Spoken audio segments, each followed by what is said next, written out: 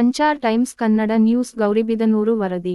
ಚಿಕ್ಕಬಳ್ಳಾಪುರ ಸಾರ್ವತ್ರಿಕ ಲೋಕಸಭಾ ಚುನಾವಣೆಯಲ್ಲಿ ಅಕ್ರಮ ನಡೆದಿದೆ ಎಂದು ಪಕ್ಷೇತರ ಅಭ್ಯರ್ಥಿಯಾದ ನಸರುಲ್ಲಾ ರವರು ಆರೋಪಿಸುತ್ತಿದ್ದಾರೆ. ಚಿಕ್ಕಬಳ್ಳಾಪುರ ಸಾರ್ವತ್ರಿಕ ಚುನಾವಣೆಗೆ ದಿನಾಂಕ ಏಪ್ರಿಲ್ 26, 2018 ರಂದು ಮತದಾನ ಆಗಿರುವ ಮಾಹಿತಿ ವರದಿ. 15,25,718 ಮತಗಳು ಬಿದ್ದಿದೆ ಎಂದು ಚುನಾವಣಾ ಅಧಿಕಾರಿಗಳು ವರದಿ ನೀಡಿರುತ್ತಾರೆ. ಅದೇ ಚುನಾವಣಾ ಅಧಿಕಾರಿಗಳು ಎಣಿಕೆ ಆದ ನಂತರ 15,31,043 ಮತಗಳು ಎಣಿಕೆ ಆಗಿದೆ ಎಂದು ಫಲಿತಾಂಶ ವರದಿ ನೀಡುತ್ತಾರೆ.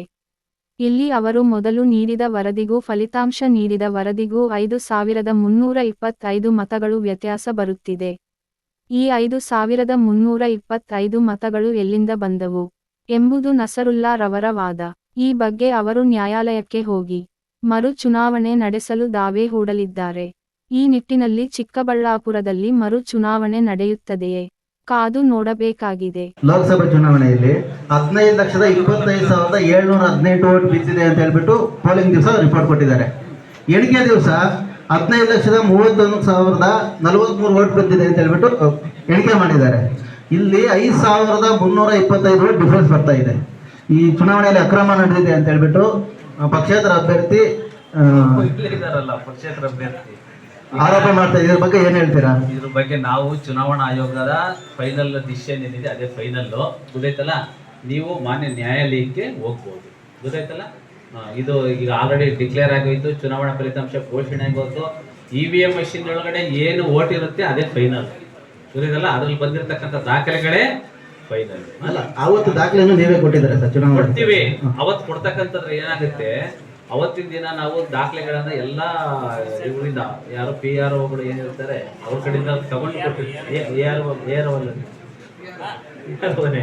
ಪ್ರಿಸೈಡಿಂಗ್ ಆಫೀಸರ್ ಅಂತ ಏನಿರ್ತಾರೆ ಅವರಿಂದ ತಗೊಂಡು ಕೊಟ್ಟಿರ್ತೀವಿ.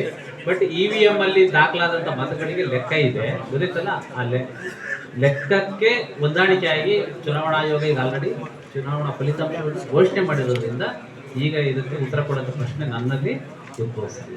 Thank you. ನಮಸ್ಕಾರ, ನಾನು ನಸರುಲ್ಲಾ ಚಿಕ್ಕಬಳ್ಳಾಪುರ ಲೋಕಸಭೆ ಸ್ವತಂತ್ರ ಅಭ್ಯರ್ಥಿಯಾಗಿ ಸ್ಪರ್ಧಿಸಿದ್ದು ಚುನಾವಣೆಯಲ್ಲಿ 15,25,718 ಮತಗಳು ಪೋಲಿಂಗ್ ಆಗಿರುವುದು. ಆದರೆ ಚುನಾವಣೆ ಎಣಿಕೆ ಫಲಿತಾಂಶದಲ್ಲಿ 15,31,043 ಮತಗಳು ವರದಿ ನೀಡಿರುತ್ತಾರೆ. ಇನ್ನೂ 5,325 ಮತಗಳು ಜಾಸ್ತಿ ಬಂದಿರುವುದು.